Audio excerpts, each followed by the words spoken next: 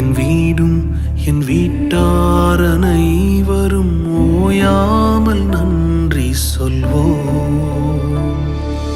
நானும் என் வீடும் என் வீட்டார் அனைவரும் ஓயாமல் நன்றி சொல்வோம். ஒரு கரு போல காத்தீரே நன்றி, என்னை சிதையாமல் சுமந்தீரே நன்றி. ஒரு கரு போல காத்தீரே நன்றி, என்னை சிதையாமல் சுமந்தீரே நன்றி. எபினேசரே எபினேசரே, இந்நாள் வரை சுமந்த